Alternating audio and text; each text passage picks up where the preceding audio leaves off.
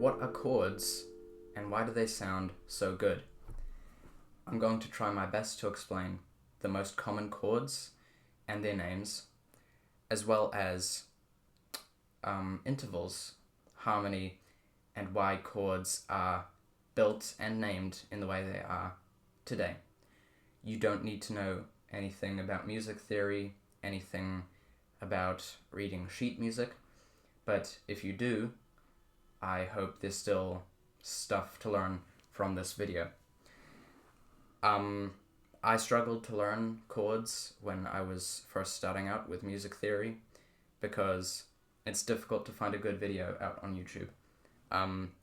Hopefully this one kind of explains the stuff that I wish I learned early on in a simple way. Let me know if it's a little confusing at parts and I can update it, remake it, and make new videos on different parts of music theory as I learn it. I'm going to start with intervals because I feel like that's very important into understanding chords themselves, so that when I get to the actual chords that people use, I can talk about them while you understand what I'm talking about. An interval is the distance between two notes. Some sound dissonant and bad, while others can sound really harmonious and good. Each distance on the keyboard has a different name, and I'll go through all of those quickly. Starting with playing two notes next to each other, and you can ignore the color. The black keys are just as far apart from the white keys. You can treat them like another white note in between the two. So when you play a note and one semitone above it, it sounds dissonant. It's called a semitone or a minor second. That's a major second, and it can sound a little better. That's a minor third, a major third, a perfect fourth. That is a tritone or augmented fourth or diminished fifth. That's a perfect fifth. That's a minor sixth. That's a major sixth. That's a minor seventh. That's a major seventh. And that's an octave. You will have noticed that some of those sounded worse than others.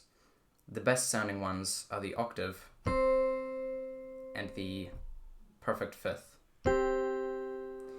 Chords nowadays are built around the thirds, the major and minor third, but we kind of got to that point using fifths because of how beautiful they sound. It's difficult to explain and you don't need to know at this point, but the overtones of each note will change how they clash or harmonize with other notes, and those overtones shape what sounds good and what doesn't. So with every chord nowadays, every simple chord used currently is based around the major and minor third, like I said. The two most common chords currently are the major and minor. They're both triads. They have three notes, and they're pretty much the same thing, but inversed. So the major has three notes. The first section is the root note, and then four notes above it is the major third. And then we stick on another minor third, which is three notes up, and you have the minor chord. For the minor chord, it's the same thing, but you start with the minor third. You start moving three notes up, and then you go four notes up.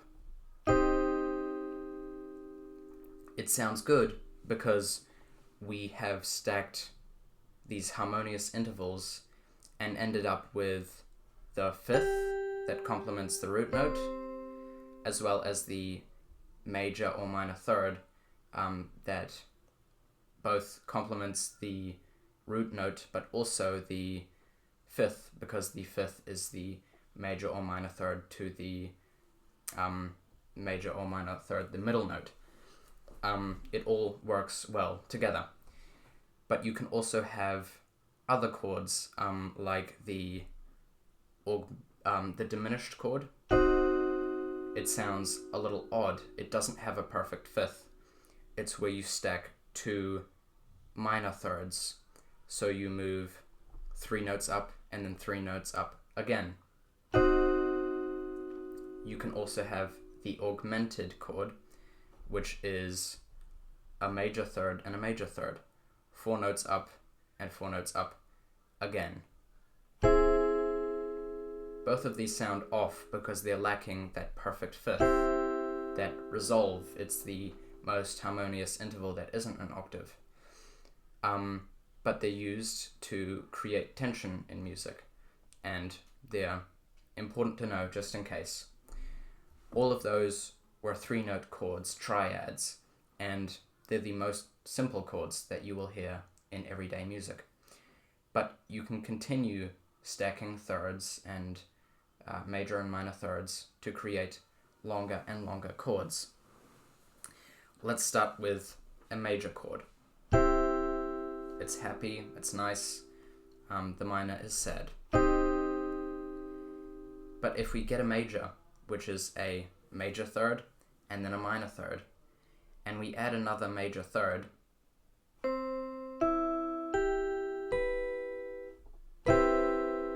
you have the major 7th chord, because we have a major chord and then add the major 7th on top. That sounds great, but we've got a couple more to go. You can also do the minor third. That is a root note, the minor third, then a major third on top of that, and then a minor third on top of that. So 3 notes up, 4 notes up, 3 notes up. That one sounds sad, but also it's extended, it's jazzier. More notes can sound more interesting, but sometimes not so easy on the ear. And then a mixture of those two is the dominant 7th.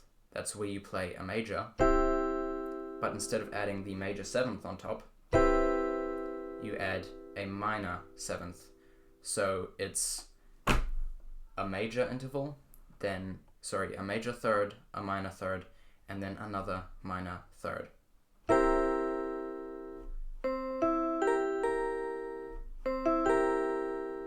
To some people this sounds bad, but I personally really like how it sounds.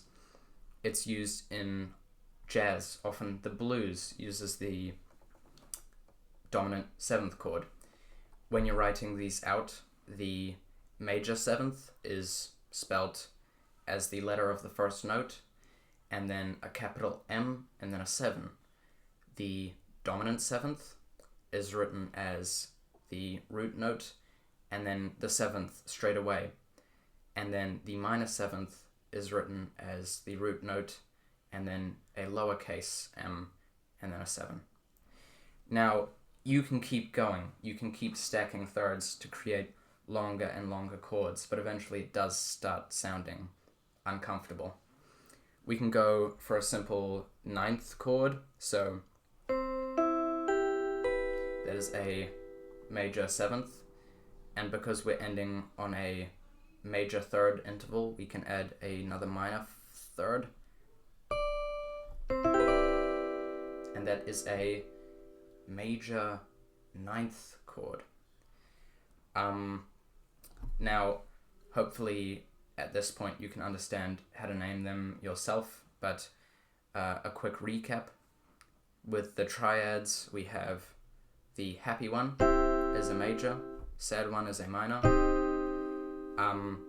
and when you add the 7th, if you have one that is a major with a little major interval added on top to get that major seventh. That's just a major seventh chord. The one that's major but with a sad seventh with a minor seventh, that's a dominant seventh chord. And then the one with both a minor triad and the minor seventh is the minor seventh chord. Whew.